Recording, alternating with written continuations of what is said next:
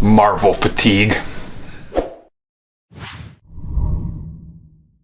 So fact or fiction, is there such a thing as Marvel fatigue? Well, no, but I guess if you want the clicks on your website or your blog or whatever, then yes. So let's talk about it. So what exactly is Marvel fatigue? First, let's define this.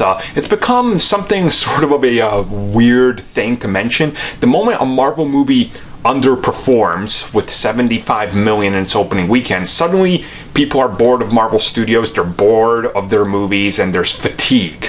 Now, okay, I see what you're saying. But can we take a step back so we can explain this in a nice, logical, calm way? So you're telling me that there's Marvel fatigue because Ant-Man and the Wasp did not make as much on its opening weekend than Avengers Infinity War. Okay, there's dinosaur fatigue, there's action movie fatigue, there's Hollywood fatigue. I guess everything's going under, right? Because let's be real, nothing is touching Infinity War this year or probably even next year. I'm even dubious whether Avengers 4 can touch it. Does that mean it's fatigue? Of course not. It's Ant-Man and the Wasp versus the Avengers. So think about that for a second. That's quite a lot. And if you're just gonna start rolling like that, being like, well, it didn't make as much as that movie, so clearly, then can I say, okay, then there's Avengers fatigue, I guess, because, or team-up fatigue to be more correct, right? Because Justice League didn't make as much as Avengers Age of Ultron or Avengers. But then here comes Infinity War to completely smash that and make like 3 times the amount of Justice League in its opening weekend, right? Or like 2.6, whatever, right? You get what I'm saying, though. So does that mean there's fatigue? Of course not.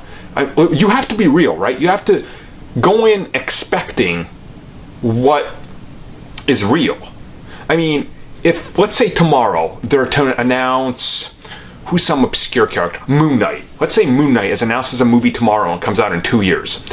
It has a production budget of 100 million, and it opens up with 55 million. That's a realistic number for something like Moon Knight, who no one's heard of, right? Just like Ant-Man.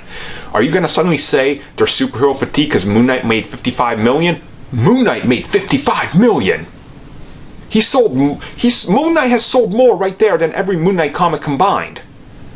And by the end of its second weekend, it's gonna be in pure profit. By the end of its 6 weeks, it's gonna have made 4, 5, probably 500 million.